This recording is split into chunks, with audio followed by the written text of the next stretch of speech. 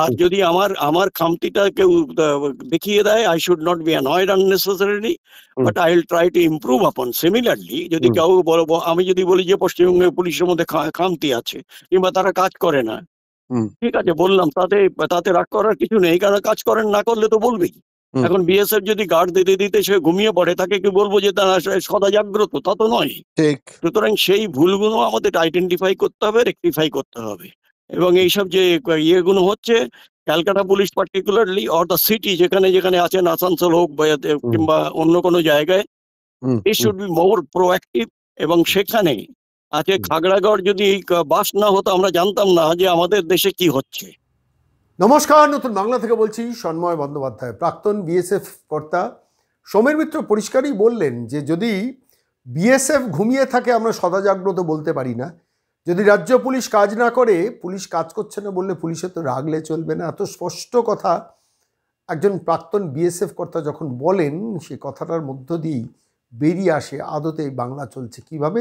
Police কাজ করছে না বলা যাবে না, তার জন্য রাজীব কুমার বসে যাবেন প্রেস কনফারেন্স করতে, ইনিয়ে বিনিয়ে বলবেন পাসপোর্ট ভেরিফিকেশন আমাদের কোনো কাজ নেই, আমরা খুব সিনসিয়ারলি কাজ করছি। অথচ যে কোনো পাসপোর্ট ভেরিফিকেশন আপনারা জানেন যে দফায় দফায় দফায় দফায় ভেরিফিকেশন হয়, এবং সেই ভেরিফিকেশনে একটা স্টেজে থাকে পুলিশের ভেরিফিকেশন, এবং আপনাকে ডাকবে, SMS আসবে, আপনাকে ডাকা হবে, আপনার ভোটার কার্ড দেখাবে, আপনার আধার কার্ড দেখাবে, আপনার প্যান কার্ড দেখাবে, প্রয়োজন হলে আপনার বার্থ সার্টিফিকেট দেখাবে, এবং তারপর শুধু না, প্রয়োজন কেন দেখাতে হবে, এবং তারপর আপনার পূর্বপুরুষেরও যদি কোনো পরিচয়পত্র কিছু থাকে সেগুলোও ডেকে পাঠানো হবে, দেখা হবে, এবং তারপর হাত পেতে বলা হবে খুশি করার জন্য কিছু টাকা দিন।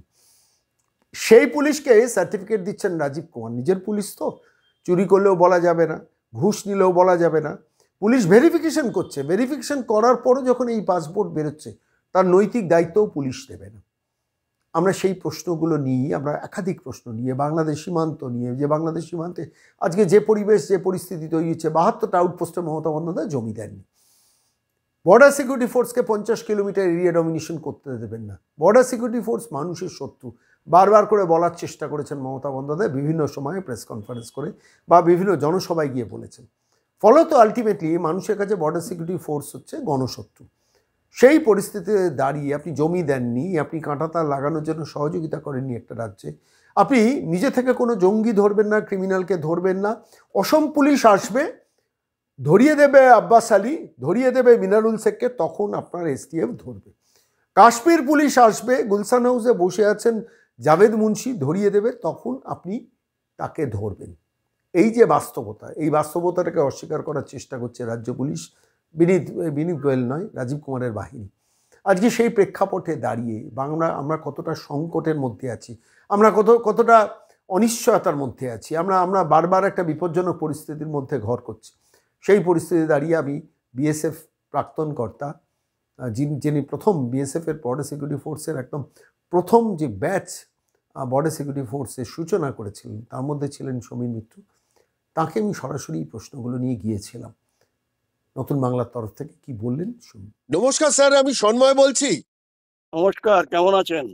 আছি বলছি, খুব নিশ্চিন্তে নেই, আছি কিন্তু নিশ্চিন্তে নেই। তার কারণ আজকে রিপোর্টটা পড়লাম আনন্দবাজারে, যেখানে দেখা যাচ্ছে যে চট্টগ্রাম বন্দরে RDX বোঝাই একটা পাকিস্তানের জাহাজকে সরাসরি জঙ্গিদের কাছে হ্যান্ডওভার করে দেওয়া হয়েছে, এবং সেটা ভারতীয় গোয়েন্দারা রিপোর্টটা পেয়েছে।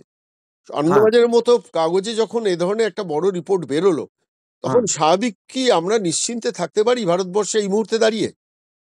আমাদের আরো বেশি সতর্ক হতে হবে। এবং যেটা অনেক সময় কি হয়েছে, যে যেটা আমরা আশা করেছিলাম যে একটা বন্ধু রাষ্ট্র সেখানে বসে অ্যাটলিস্ট ভারত বিরোধী কার্যকলাপ কমে যাবে কিংবা কমে গেছে, কিন্তু 5ই আগস্টের পরে যেগুলো এক্সপোজড হলো, তাতে তো মনে হচ্ছে যে আমাদের নিশ্চিন্ততা, সেটা বোধহয় আর বেশি দিন আমরা সেটাকে উপভোগ করতে পারবো না। এখন থেকে যদি রাজ্য এবং কেন্দ্র সতর্ক না হয়, তাহলে কিন্তু আমাদের ক্যাটাস্ট্রফি হবে। এই জন্য আমি বলছি যে ওখানে খালি ওই যে পরেশ বড়ুয়া কিংবা জীবন সিং কিংবা এই কয়েকজনকে পশ্চিমবঙ্গ থেকে কিংবা ইন্ডিয়া থেকে সরিয়ে তাদের মায়ানমারে ঢুকিয়ে দেওয়া হয়েছিল কিছুদিনের জন্য। হুম হুম হুম, কিন্তু আমরা উপেক্ষা করেছি যে ওখানে আইএসআই আছে, হুম হুম ইস্ট পাকিস্তান, মানে যেটা ইস্ট পাকিস্তানের সময় থেকেই অপারেট করছে হুম হুম ওখানে। হুম এ, আমাদের যেটা এলইটি, হুম লস্করে তৈবা, হুম হুম তাদের ওখানে অর্গানাইজেশন রয়েছে হুম বাংলাদেশে। হুম ওসামা বিন লাদেন, হুম আল কায়দার যিনি হুম প্রতিষ্ঠাতা বলবো, মানে হুম মানে যেটাকে এত বৃহৎ আকার দিয়েছে, হুম সেই ভদ্রলোক বাংলাদেশে ছিলেন। হুম তিনি কিছুটা ধর্মের মানে ধর্ম ইয়ে করেছেন ওখানে, আহ, আহ, যাদের ইয়ে করার জন্য, র্যাডিক্যাল করার জন্য কিছুদিন ছিলেন। আর এগুলো বাংলাদেশ সরকার জানতো না বললে আমার মনে হয় যেন আমরা এটা মানতে পারা যাবে না। আর হুম এখন হচ্ছে যে আরডিএক্স, হুম যেদিন এই প্রথম জাহাজটা আসলো হুম আহ, পাকিস্তান থেকে, হুম তাকে বলা হলো যে কোনো সার্চ করা চলবে না, হ্যাঁ নাম্বার ওয়ান। নাম্বার টু, যেটা আরো বড় জাহাজ আসলো, হুম তাকেও বলা হলো এই জাহাজকে কোনোভাবে সার্চ করা চলবে না, এটা ইউনুসের মানে হুকুম। হুম হুম হুম আমি তখনই বলেছিলাম যে এটা কি করে হতে পারে, হুম হুম কারণ অতীতের অভিজ্ঞতা থেকে চট্টগ্রাম যখন একবার ভুল করে হুম ওই বিএনপির যে ছেলেটি ছিল তারেক, হুম হুম আমাদের খালেদা জিয়ার ছেলে, হুম হুম and he was a strong anti-Indian এবং হুম জামাত, প্রো জামাত। হুম হুম এখন সেইখানে কি হলো যে ওরা বোধহয় সেই নির্দিষ্ট এই যে নির্দেশগুলো ঠিক মতো পৌঁছয়নি, ওখানে যারা ছিলেন পোর্টের যারা পুলিশ এবং ইন্টেলিজেন্স, তারা ওইটাকে আটকে দেখা গেল প্রায় 8-10 গাড়ি hmm latest weapon, ammunition and the explosives recover করা হলো। হুম হুম এবং এইটাতে পরবর্তীকালে যারা ধরেছিল তাদের বোধহয় বের করে দেওয়া হয়েছিল, সামথিং লাইক দ্যাট। হুম এখন হুম এইটা কিন্তু আমাদের কাছে খুব সুখের নয়, হুম কারণ হুম আমরা যদি এগুলোকে একটুখানি ক্রোনোলজিক্যালি ভাবি যে 5 অগস্টের পর থেকে হুম এখানে যেভাবে উগ্রবাদ তারা পাবলিকলি যেভাবে বলছেন এবং করছেন, হুম সেইগুলোর দিকে যদি আমরা দৃষ্টি দেই তাহলে আমাদের আরো বেশি সতর্ক এবং প্রস্তুত থাকতে হবে যে কোনো ঘটনার জন্য, দুর্ঘটনার জন্য। হুম আজকে যেটা হচ্ছে, আজকে আমরা খুব খুশি হচ্ছি যে একজন জঙ্গি ধরা পড়লো, আসাম থেকে হোক, বেঙ্গল থেকে হোক বা ত্রিপুরা থেকে হোক। হুম হুম একজন জঙ্গি নিয়ে কোনো অর্গানাইজেশন কাজ করে না ঠিক এখন। হ্যাঁ, সেকেন্ডলি তার অর্থ কি, যে আজকে যেটা আনন্দবাজারেই না কিংবা টাইমস অফ ইন্ডিয়াতে বোধহয় বেরিয়েছে যে হুম 72 জন জঙ্গি ওপারে, হুম হুম খুব কাছে ত্রিপুরার সীমান্তে তারা তৈরি হচ্ছে 3টে ক্যাম্পে।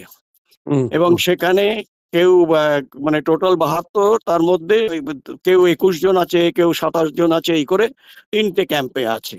হুম এখন তাদের যেটা ক্যাম্পে রাখা হয়েছে বর্ডারের কাছে, অর্থাৎ any opportune moment for them, hmm তারা এদেরকে পুশ করবে। হুম এবং পুশ করলে সেটা, হুম সেখানে যে জিনিসটা সেটা হচ্ছে যে আমাদের যে ইন্টেলিজেন্স লেভেলটা, hmm I think that needs to be revamped or rejuvenated. Hmm hmm কারণ আমি যেটা বলি বারবার আবার বলছি যে we are fighting an invisible enemy, ঠিক এবং এই invisible enemy I do not know. ধরুন বাজারের মধ্যে একটা দেখা গেল আমরা কয়েকজন আছি, হুম আর তার মধ্যে একজন জঙ্গি আছে, আমরা কেউ জানি না, because he looks to be innocent, ঠিক hmm but he knows his hmm target. Hmm hmm hmm সুতরাং আমরা এমন একটা অন্ধকারের মধ্যে এই অপারেশনটা করছি, যা সাকসেস লেভেলটা পেতে গেলে হুম অনেক অনেক কিছু এর মধ্যে আরো অ্যাডিশন করতে হবে। ঠিক বিশেষ করে এই যে ইন্টেলিজেন্স লেভেলটা, হুম অর্গানাইজেশন, হুম তাদেরকে আরো বেশি সচেষ্ট হতে হবে, আরো বেশি প্রোঅ্যাক্টিভ হতে হবে। ঠিক এবং প্রোঅ্যাক্টিভ যখন আমি বলছি, তার মানে hmm actionable intelligence, not hmm that যে লার্ন দ্যাট ত্রিপুরার জঙ্গলে একটা গ্রুপ এসে বসে আছে। No, hmm that is no intelligence. Hmm hmm intelligence is এখানে এরা বসে আছে, এখনই যাও। হুম হুম হুম কিন্তু সেইটা তো হচ্ছে না, because this kind of operation primarily depends on the intelligence branch.